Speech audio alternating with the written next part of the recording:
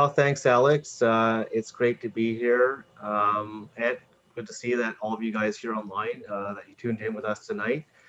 My name is Jeremy Flowers. I am the Executive Director of the Ontario Regiment Museum. You can see that picture there of our front sign. We have the distinction of being the other vehicle museum in Oshawa.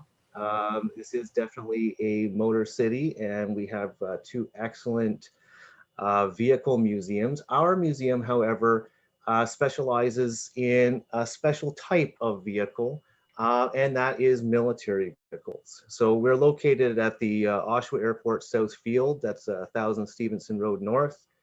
From the 401, you can just travel right up Stevenson Road, and believe it or not, it ends at the airport and at our museum. And I do hope that sometime later this summer, when you're getting out to Oshawa to visit the Canadian Automotive Museum, you'll pop by and visit our museum. We do hope to be open by then. So yes, tanks and military vehicles. We are the accredited Canadian Armed Forces Museum of the Ontario Regiment RCAC. That is our static section museum. But the second half of our museum specializes in tanks and armored vehicles and military vehicles. We have about 125 operational vehicles in the collection. So we're known both in the city and internationally as one of the major tank and military vehicle museums. But I'm not here to talk to you about tanks and those types of vehicles. Actually, something very special that's really connected to Oshawa's history and also with General Motors. Because in our collection, we have a significant number of other vehicles that are not armored and that are not tanks. And here's one of the examples right here. You're looking at a Canadian built right here in Oshawa. This is known as a CMP, or Canadian Military Pattern Truck, that was built during the Second World War.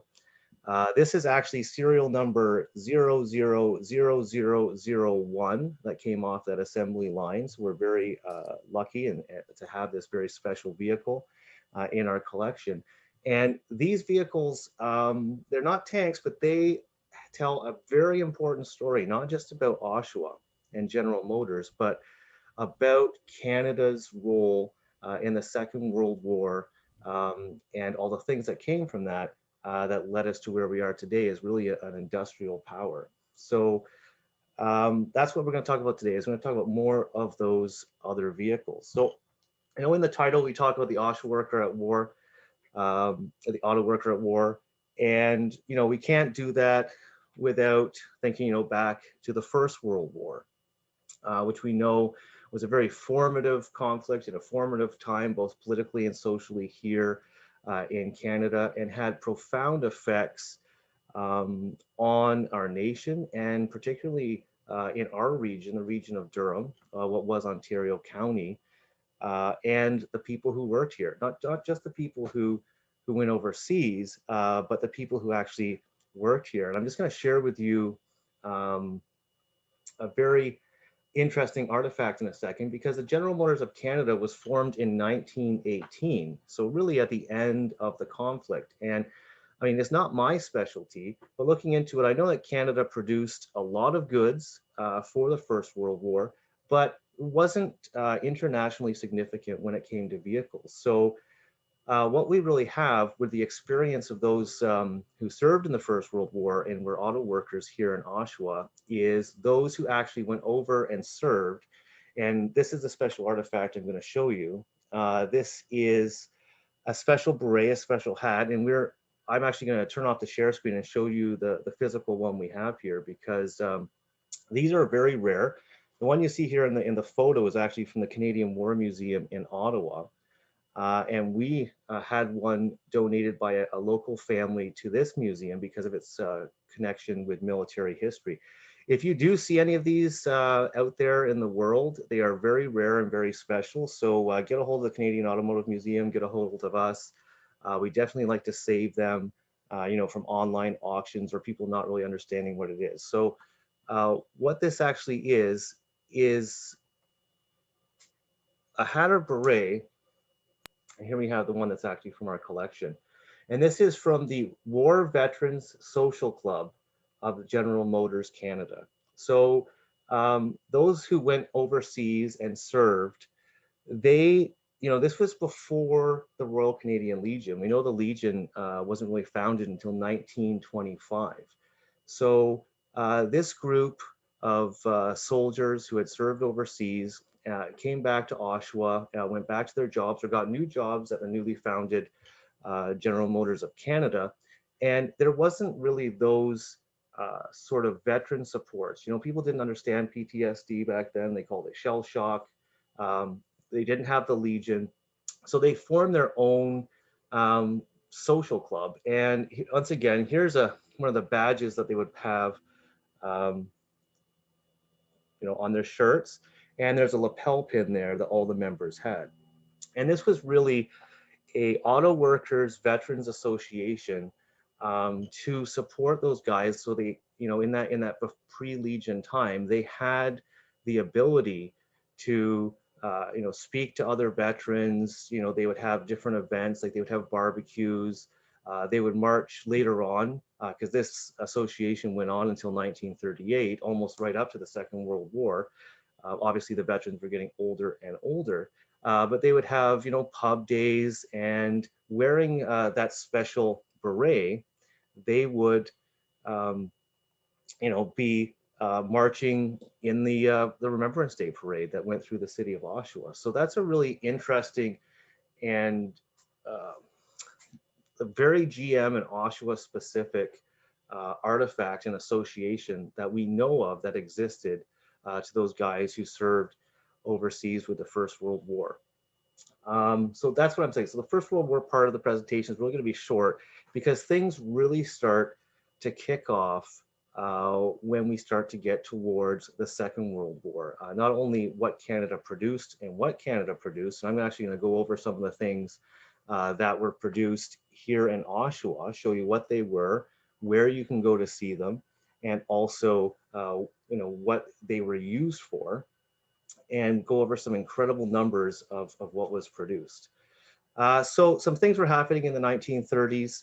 One of the major things that happened, and this actually comes back to my museum and our regiment, is Canada in 1936 created its first armored regiments. And here we have a picture of members of the Ontario Regiment in 1936 practicing on a tiny little Carden Lloyd carrier up at Base Borden. That's now CFB Borden, which you can still visit. And they have a fantastic tank museum, by the way. So this is a Carden Lloyd carrier. It's not built in Canada. This was actually built in the UK. But in the early 1930s, the Canadian forces decided that they really had to get into the mechanized game. We saw that kind of happening at the end of the First World War in 1918, and then what would have been the great offenses of 1919. We finally had tanks. Canada had a famous motorized armored car unit. Mobile warfare was back, and we had to have our own tanks and armored forces. So something special happened to the Ontario Regiment. It was actually one of the original six. For those of you who know hockey and are about to jump into that game at 7:30, the Ontario Regiment, when it comes to armored regiments, is part of that original six here in Canada. And there's some interesting reasons why the Ontario Regiment was chosen to be one of the mechanized, because all of the units in Canada, except for two, there was two cavalry regiments, were infantry units. And one of them is because of the auto industry right here in Durham region and in the city of Oshawa. That would mean that the military and those who would be joining the unit, they'd have to draw from people who had automotive and mechanical knowledge. If you're going to have people stop being infantry and start working on and operating machines for the military, it's great to have a population to draw from that will have high technical ability. So you'll notice that some of these original six units that went mechanized were located in municipalities that had a large industrial automotive complex or an aircraft complex where people there were skilled in machines, and there were a lot of mechanics and designers.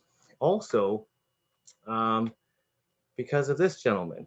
Now, obviously in the city of Oshawa, McLaughlin is really well known, and he goes by, he's called different things, but in the Ontario Regiment, we call him Colonel RS McLaughlin. And here, probably you don't see pictures of him like this very much, but here he is in his uniform as the honorary colonel of the Ontario Regiment. He was actually, this picture is from the 1940s, he was actually the longest serving honorary colonel in Canadian military history. So, being the president of the newly formed General Motors of Canada, being also a patron of the Ontario Regiment, he had a lot of influence in Ottawa with decision makers and with the war industry, and was able to convince the Canadian Armed Forces that the Ontario Regiment would be well suited to become one of the mechanized and armored regiments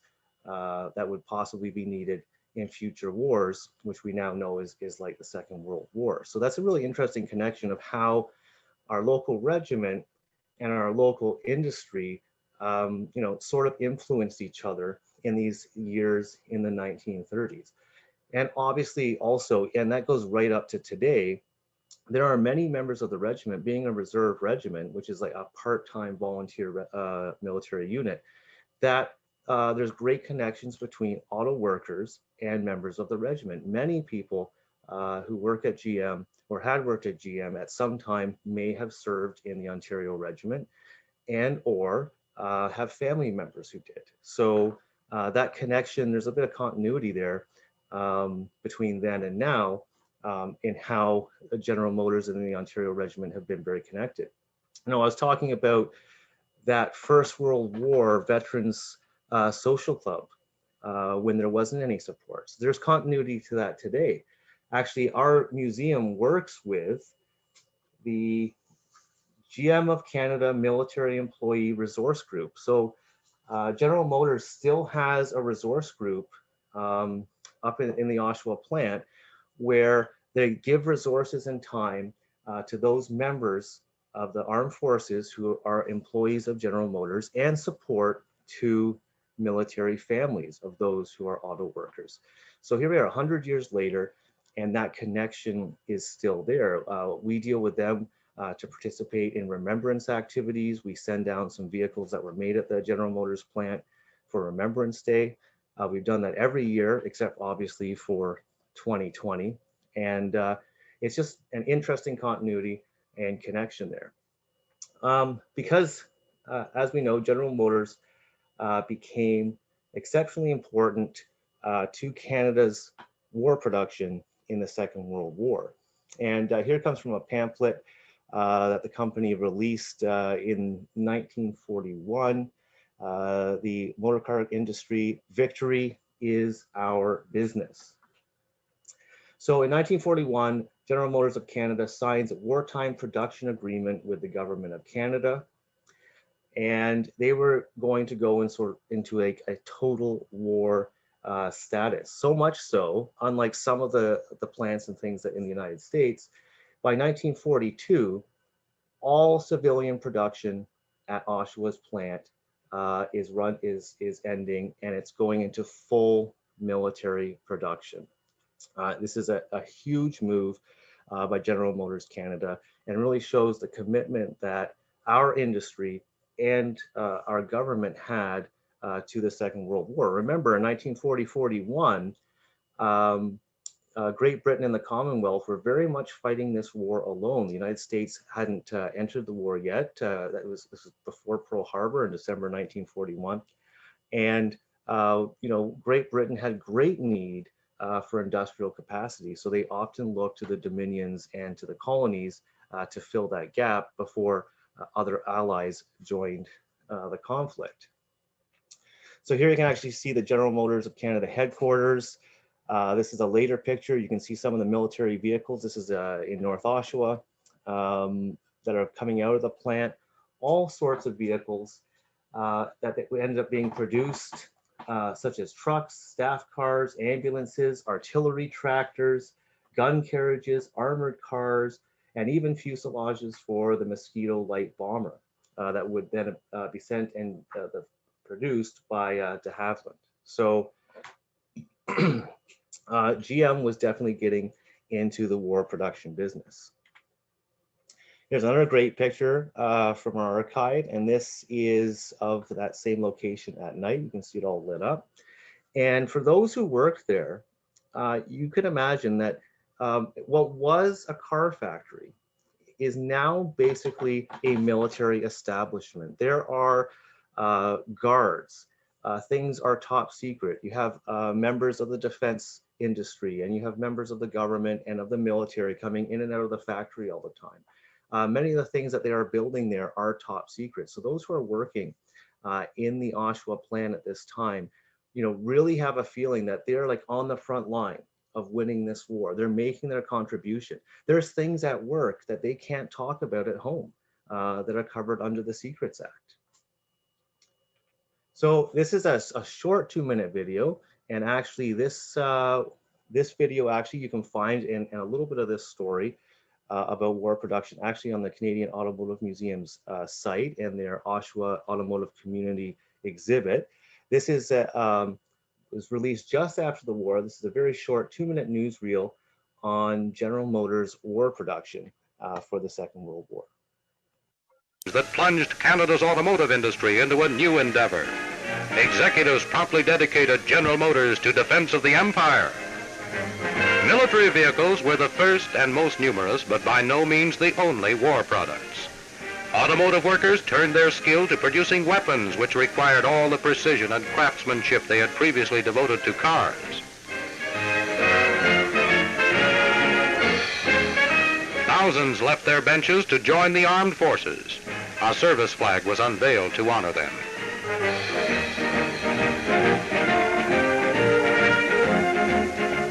General Motors plants were by now 100% on war work. The last car for civilians came off early in 1942. Thereafter, the full capacity was devoted to transport and armored cars, machine guns, anti-tank guns, and tank hulls. The workers give the V sign as they say, victory is our business. The war products were well made. General Andy McNaughton saw the vehicles under construction, told how they performed in the field, gave practical suggestions about such things as road clearance and protection of personnel. The need, he said, would increase for Army transport because this time it was a war of horsepower as well as firepower. And so the stream of vehicles became greater and greater until, in June of 1943, the Canadian motor car industry had turned out 500,000 units. It was a high point in General Motors' war history. Every one of the military vehicles was helping to win the war. Their quality and reliability had already been acclaimed by the man who saw them score a triumph in North Africa, General Alexander.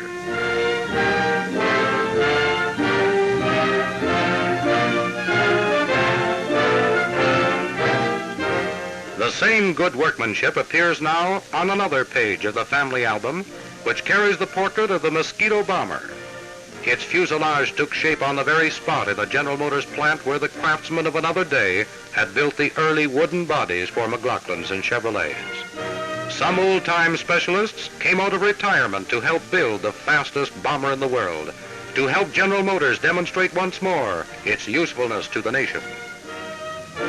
Nobody could appreciate better than these old-time craftsmen the value to the war effort of the high standards and the technical skills which could produce such warplanes as this. Planes which rose to take their place in the vanguard of victory, rose to reassure an anxious world of a great tomorrow. Okay, so there, there's a little newsreel, kind of tells the story, a little hurrah there to Canada and obviously to the workers at the Oshawa plant and across the country. And here you see is an advertisement, not advertising sedans and pickup trucks and other great things, but this is the 1943 models for victory. And you can see there just a huge amount of variants that were produced here in Oshawa. Look at the bottom right-hand corner. And it even says, and 36 others, many of which are on the secret list. So, like, as I said, you saw there with General McNaughton, working with the engineers, working with the workers, taking lessons actually from the battlefields in Europe and around the world and bringing them back to the plant and constantly improving the vehicles that were made, for, not just for reliability, but for the different conditions all over the world, and also for the safety of those who are operating the vehicles. Um, so over in the end, you saw the 500,000th vehicle there, but let's just talk about trucks alone. All right, so Canada produced over 800,000 trucks for Great Britain and other Commonwealth nations. So, FDR famously said that the United States was the arsenal of democracy. Well, um, Canada really was the arsenal of the Commonwealth for outproducing all the other Commonwealth nations in war goods, not just vehicles, but in ammunition like DIL and Ajax, etc. So 800,000 trucks with an incredible amount of variance. Um, Oshawa alone produced 201,000 CMPs, or Canadian military pattern trucks, and 4,000 modified armored trucks, and we'll have a look at those.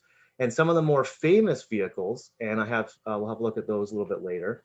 1,500 of the Mark I Fox armored cars, and almost 1,800 of the Otter light reconnaissance vehicles. So just Oshawa alone, a massive amount of production. And as a nation, such a huge effort. To put this in perspective,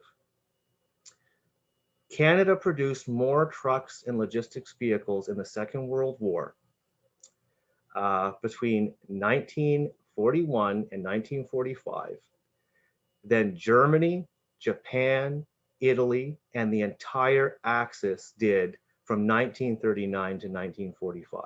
So just the effort of Canada alone in mechanizing our allies and replacing their forces with vehicles, armored vehicles, and logistics vehicles, we outstripped all of the Axis countries of the Second World War. Now let's have a couple examples. These two examples are actually from our collection. You can see the bow tie on there. This is a very heavy truck, almost like a 5-ton. This is the battery truck built here in Oshawa. It's a Chevy CMP battery truck in full operation in our tank arena. And it's just one example.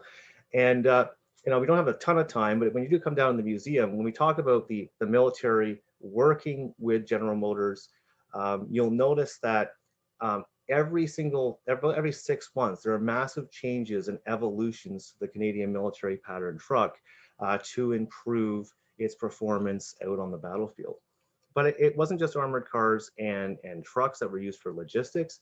Staff cars, this is an example of a 1943 Chevy Staff Car that was produced here in Oshawa. And we still use it for moving veterans around on parades. And here it's at one of our events, bringing a veteran out onto the field in front of the crowds.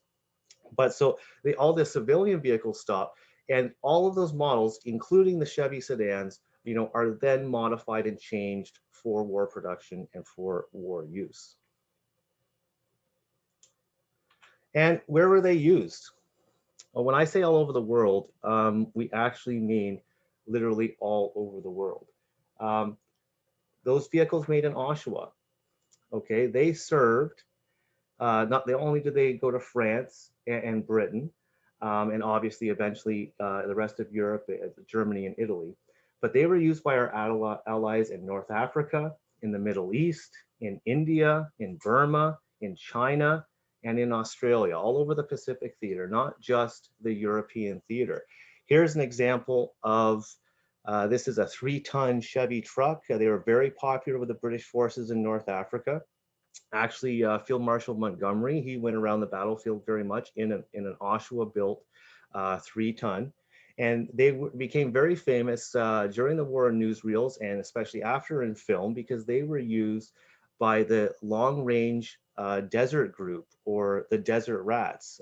These were units that would go behind enemy lines, blow up fuel dumps, get reconnaissance, and cause all sorts of trouble for the Axis forces. And so this truck became very popular. There's a great example of this was actually General McNaughton's truck. You can see that one in the Canadian War Museum in Ottawa. Our trucks were not just popular with our allies, they were even popular with our enemies. It was unbelievable that the Germans and Italians, when they captured Canadian military pattern trucks, they wouldn't disable them or destroy them. They tried so hard to repair them. And here's an entire dump of Canadian military pattern trucks, built, many of them here in Oshawa. And you can see the Iron Cross there of the German forces. These were captured in Tunisia when the Germans were retreating and then retreated to Sicily in 1942.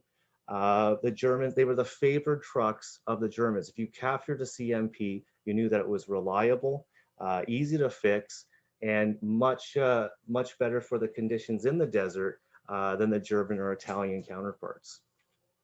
Even combat trucks here, once again, captured with an anti-aircraft gun on it. And this is a Canadian-made CMP captured by the Germans. You can even see underneath the Maltese cross there on the door, you can see the symbol of Rommel's Afrika Korps. So very popular, including with the enemy. So what do we build? I talked about the CMPs, but also the armored trucks. Remember I said that we did about 4,000 modified armored trucks. So here's an armored ambulance.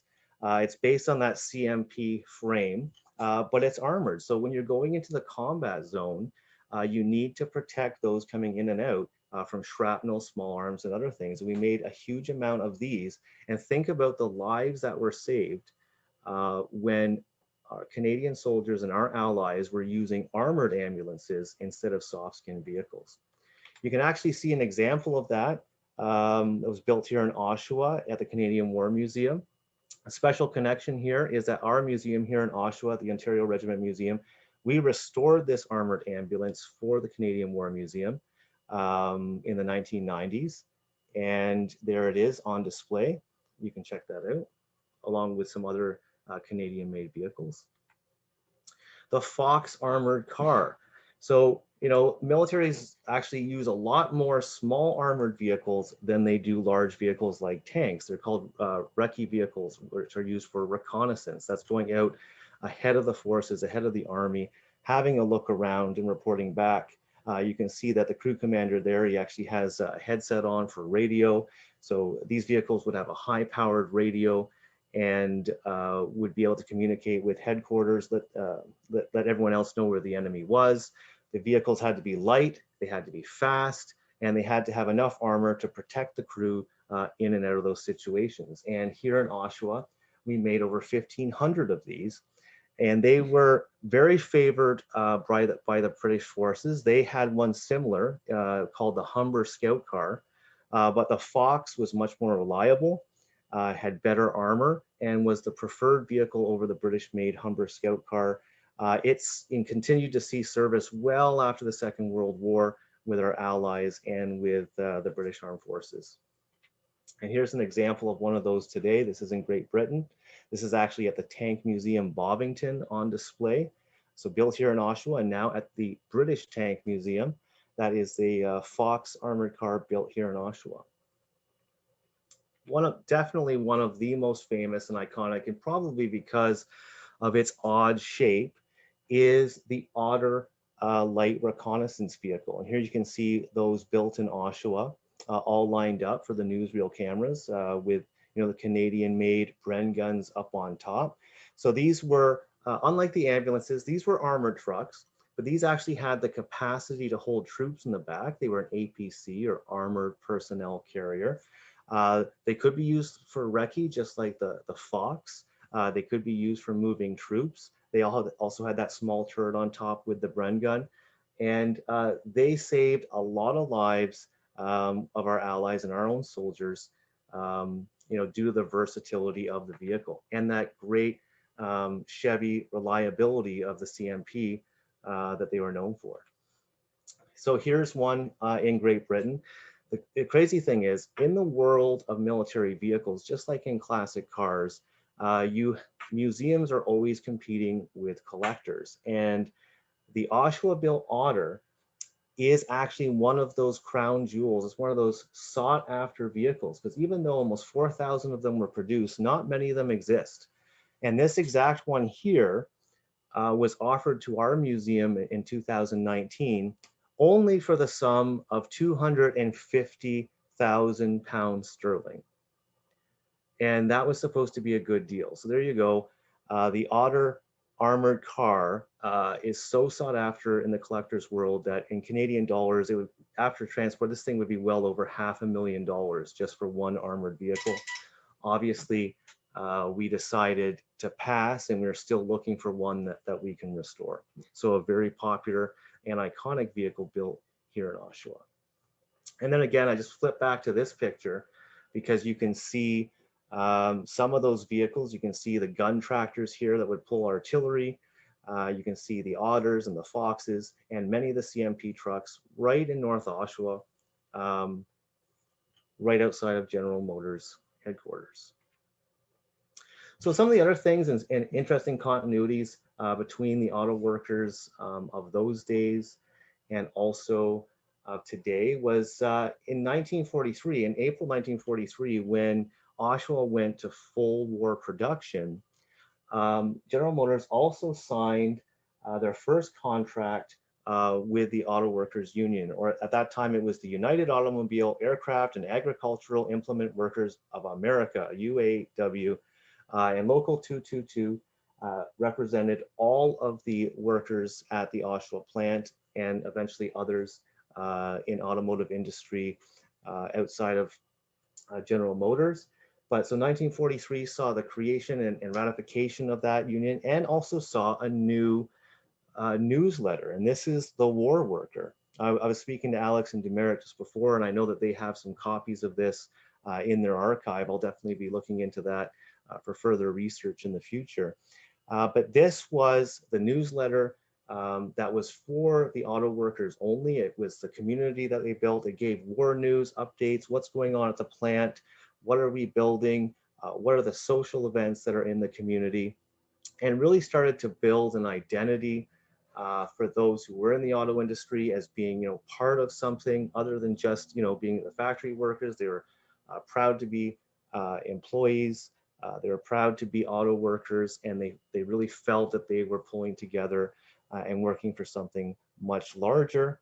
And when I talk about the continuity into today, after the war worker continued. But you guys probably know it as the Oshawa Worker. And here's an older one. This is from the Oshawa Public Library collection. So I believe it was in 1945, after the war, the Oshawa Worker was published to replace the War Worker and continue on with keeping the workers there informed, and also building on that community, that mission that we were all pulling together for during the war years. And that continued to be published. Here's a more contemporary one from 2005, published by Local 222. It's now available digital. I was checking out their website just to make sure. They still have 4 editions, even during the pandemic. They've been mailing it out.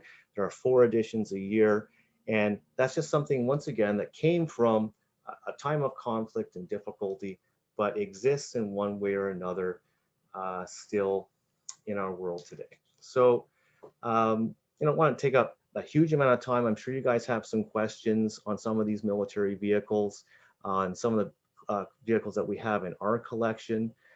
So I hope you really enjoyed just my quick overview of the things that we built here in Oshawa, some of the experiences of our automotive community and what they were involved in, and also a connection to the local regiment and those who served in the Ontario Regiment who were also auto workers.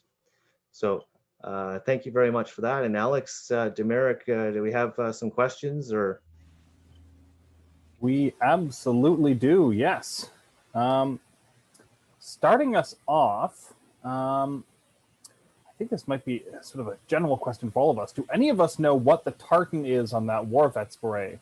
I have to confess, I've been doing some frantic Googling in the background, and haven't been able to turn up a definitive answer. Yeah, so in our documentation here, that I'm not sure who asked the question, but I did ask that question. Our curator is not currently here due to COVID, who is a volunteer. It just says here that it is a plaid beret with cloth badge. I wish we knew. That's a good question. And what is the significance of that, and why would the Oshawa Auto Workers decide to use that tartan? It's vaguely similar to an old Cameron Highlanders dress pattern, but of course there aren't any Cameron Highlanders in Canada, so it's a very good question, and we'll do some digging. Another question. When Lord Byng of Vimy was leaving his post as the Governor General of Canada, he was presented with a ceremonial McLaughlin Buick built by veteran GM employees. Do we know what happened to the car? Alex, do you have a line on that one? I've heard of this car.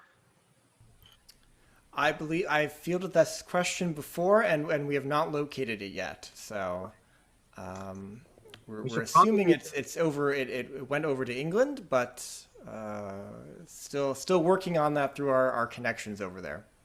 Okay. Well, we're over 2, Demeric. What do we have next? All right. The service flag was mentioned in the newsreel. Do we know what happened to that flag?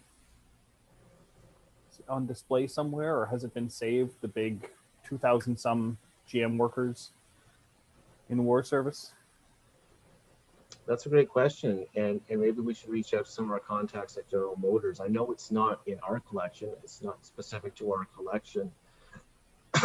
I do know that an interesting connection to that, and General Motors, not just the guys who produce the men and women who produce the vehicles, but those workers who actually left their post and went overseas. At Oshawa City Hall, if you can get into Oshawa City Hall in a few months post-pandemic, they actually have the honor roll there that they got back from the Canadian War Museum in the main hall that has all the names of the General Motors members who went overseas and sadly didn't come back. So there's a local artifact that you would be able to see that I forgot to mention. But unless my colleagues here know what happened to the service banner, I'm not quite sure. I don't believe it's at the Union Hall, but definitely another thing for us to keep an eye out for. Certainly, that would have been a big thing for someone to sneak home with them. Mm-hmm. I would not be surprised if GM has it folded away somewhere neatly. May turn up. We'll ask around. Somebody wants to know just a quick sort of address question. We saw photos of the Norse plant, but what's the sort of street address? Do we know what street those all those CMPs and armored cars are parked on, if that was sort of taken behind the main plant building in the North Plant? I believe I know, because I've seen a lot of maps and I live in the neighborhood. I'll go to the automotive curator first if he knows, but then I'll give you what I know and from the time I've lived in Oshawa. I would need my map. I think Demeric, maybe you can jump into the drive right now and pull up the yes. factory map that we used in the exhibit. But right about where, just a little bit south of where Costco is now, so about Ritson and... Yeah, I believe that was William Street there. William, maybe? Okay. I think it's William and Richmond, or Richmond Street that's there, where Costco is. And also like all along Division, all the way to Adelaide. And then also the plant covered the area that's currently the Canada Post area. It was several blocks. But in that area, but definitely where all that where you see the newer development in North Oshawa downtown there with the Costco and all those new strip malls, the last remnants of the Oshawa North plant went down about 15, 20 years ago, and I was still here in Oshawa, but it's all that area there. If I'm not mistaken, and this is an educated guess based off a 1911 fire map of the factory, that might have been taken on William Street. Yes. I'm sure someone's going to jump into the comments with that momentarily. Someone who's lived in Oshawa a few more years than I have. Good question. Definitely William Street. That's why we have all these participants right now to. Yeah. Fill in what we don't know. Another question. Were most of the vehicles built in Oshawa gas or diesel powered? Very good question. I believe that most of them were gassers. I believe so. Once again, they've hit the executive director a question that would be better for my vehicle section mechanics, but I do believe that most of them were gassers. Very good question. Yeah, I know some of them are gas. Some of the ones that I know about, but I'm not sure about the percentage of each or which was the majority. Yeah, I believe most of the, if from my own recollections, I believe most of the diesel CMPs were for export to the Soviet Union because their army had largely standardized on diesel because it worked better in cold weather. But Yeah. I couldn't give you numbers off the top of my head. And Demerik, you just answered like for instance, I was listing off the different theaters in countries that we exported the CMPs to. And I do apologize. I forgot about the huge amount that we sent to the Soviet Union and the huge amount of support there. So literally, think of the things being made here in Oshawa. I know we can talk about Canada overall, but here in Oshawa, literally having a major impact on world affairs in every theater. Speaking of sort of technical bits and parts, who made the tires for Oshawa built cars? It's a good question. I'm sure there's some people in the comments who are giving suggestions to some of these, right? So I'm not sure. I do know that Oshawa did have a tire industry at one point. Mm-hmm. Pretty much faded away, or it shrunk down. But I can't imagine that we would have produced all the tires for the vehicles we built. It was a massive amount. Yeah. I know that, I mean, this is happening simultaneous to tire shortages cross country to the degree that it became illegal to purchase new tires around about sort of 1942-ish. And that was shortages that extended well into sort of military production. So I have to assume not all of them were produced in country. I can also tell you this, that it was not one supplier. So if you look at, when you talk about the Canadian military pattern vehicle, it was designed, and Ford made some. There's different Dodge vehicles. General Motors made them, and there are some things between those vehicles that are interchangeable. And tires, I imagine, would be one of them, where all three of the large manufacturers decided that they were going to use as many common parts as possible. Because when you get down to the front and you have a vehicle breakdown, the last thing you need when you have a Chevy is a Ford part that's not going to work for your truck.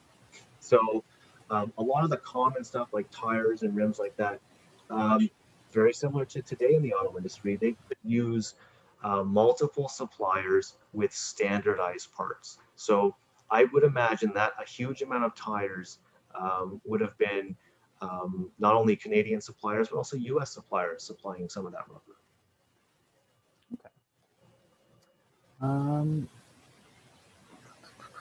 Okay. Question, I think more of a question for Alex, and I think I might know the answer to this one. Were any staff cars actually made in 1943, or were they produced earlier for sort of later use?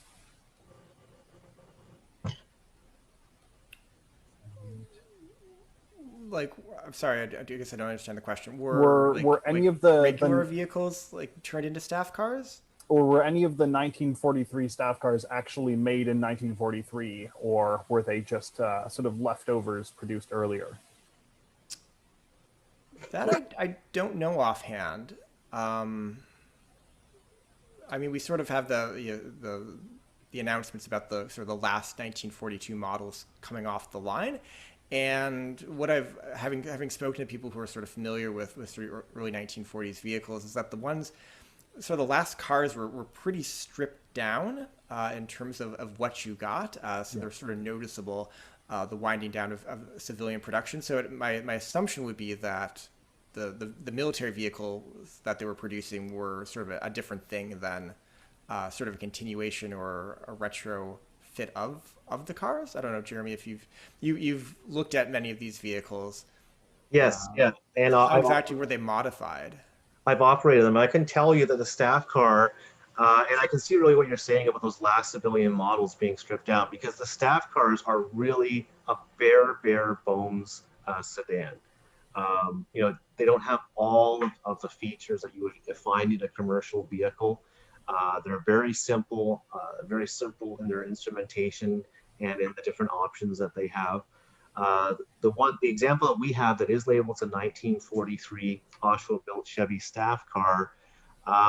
Yeah, I'm not, it says 43, so we take it on face value that it was 43. But I can tell you, it's not just the civilian model with green paint slapped on it. They did really get down to, when it comes to military production, it's about quantity. So they strip out anything that is not necessary or not needed, and just mass produce the simplest vehicle possible. And speaking about sort of modifications, we've had a couple questions. Did CMPs all come in left-hand drive, or were there some right-hand drive variants too? Great question. Okay.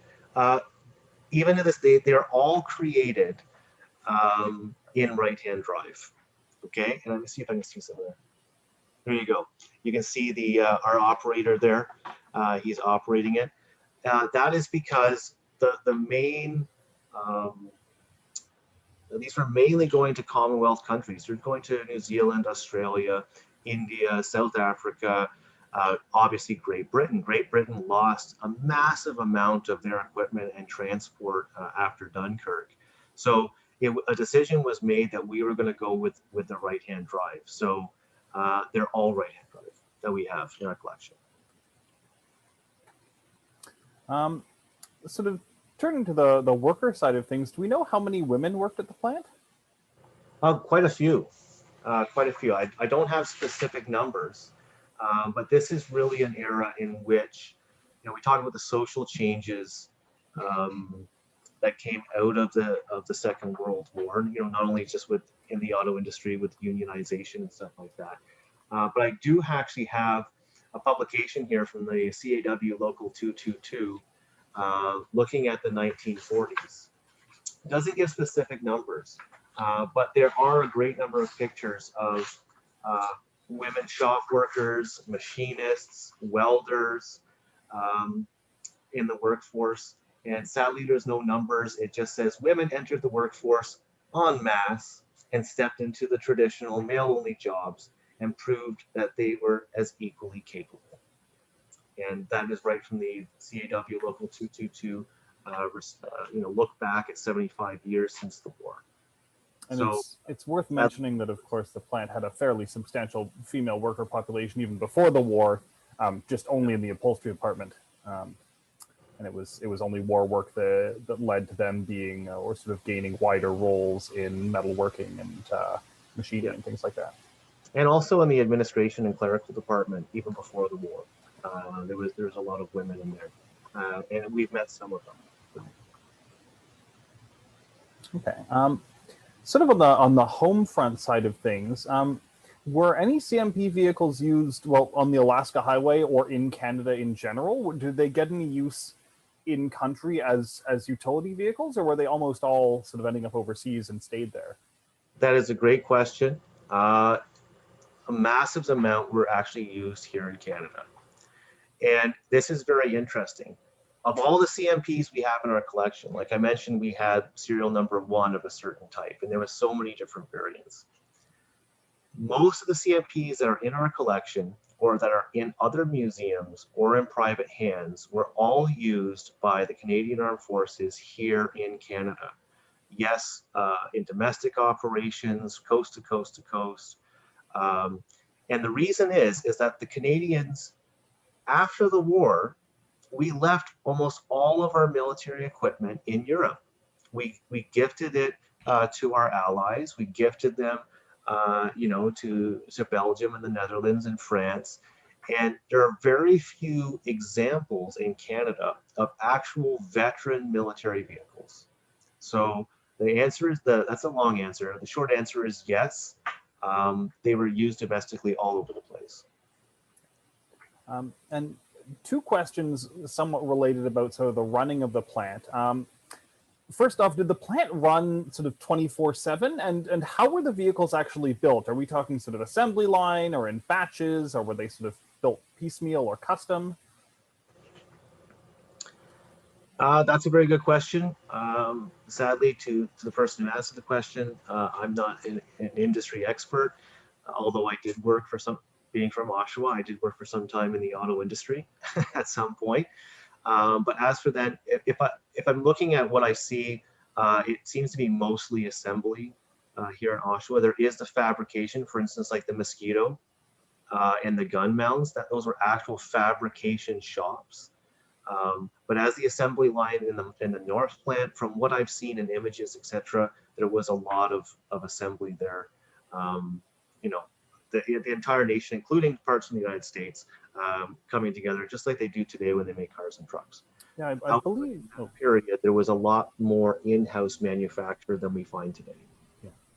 If I'm not mistaken, Otters were pretty much one-to-one a CMP chassis, weren't they? Like they were something that the company could assemble from parts in-house. Was it Otters or Foxes that were basically a civilian truck chassis? Yeah, and that's what I call the CMP modified, because they would build it to be the 5-ton, the 3-ton CMP, the different vehicle, and then they would send it off to the other line to get all of its armor put on. And we were talking about certain things would have been top secret and certain areas would have been off limits and stuff like that. Those would have been some of the areas because how those were put together, how they were welded, that would actually be information that would have been valuable to the enemy looking for weak points in the vehicle, etc. And that's the same thing today. You can't just walk onto the production floor in General Dynamics in London and have a peek at the welding on the Lav 6. It would have been the same thing, but on a CMP chassis. Two questions again, sort of related about civilian production, and some of these Alex might be able to talk to better. But what did civilian car dealers do during the war years? Did anybody actually keep selling civilian cars during the Second World War? And on a related note, do we know where the last few sort of Oshawa-built civilian cars that were sold on the civilian market ended up? Is that a me question? Oh. So I'm not. Someone else probably knows an answer more about how the dealerships actually operated and so forth for those few years. I'm assuming people were deployed to the war effort and so forth.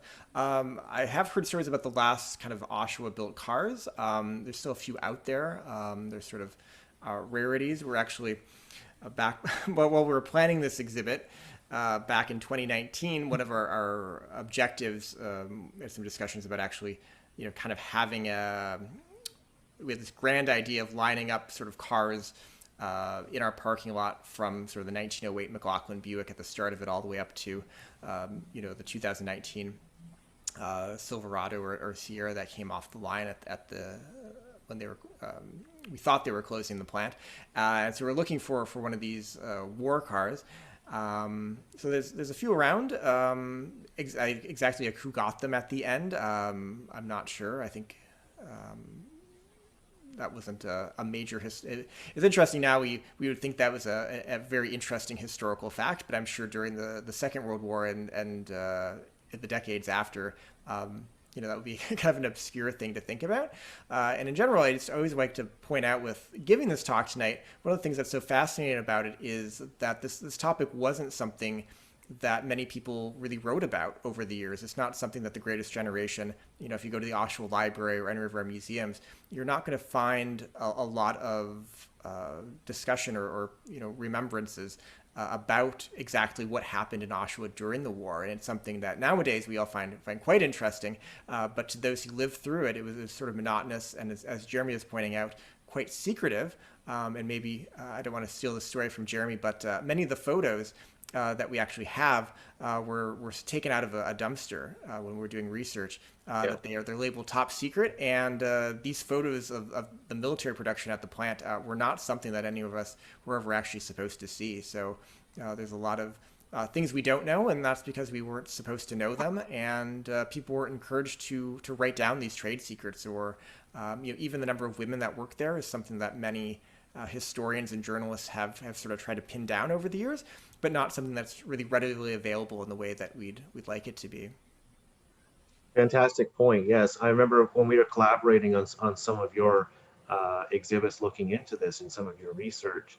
We do have in our archive all the builders photos, and those are actual General Motors builders photos that were top secret, and they were rescued from dumpsters and saved for history, and because they were top secret and thrown out. But also back to the viewer's question about the dealerships, you have to also remember that the demand for the vehicles declined massively after total war. You have to remember that even here in Canada, in Oshawa, we had rationing. There was rationing of gasoline, essential services only. If you had a vehicle, gasoline, tires were difficult and expensive to get. So there was a huge drop in demand for the domestic vehicles. I'm sure that possibly for those who had the money, used vehicles were on the rise, but it wasn't as easy as it is today to operate an automobile during that time. So I imagine the demand went down. So Jeremy, we're coming up upon 8 o'clock here, and I like to, keep these succinct. So I'll give you another minute if there's anything else you really want to add, and we'll wrap up and get back to watching the hockey game. All right. Well, thanks to the Canadian Automotive Museum for asking me to be here.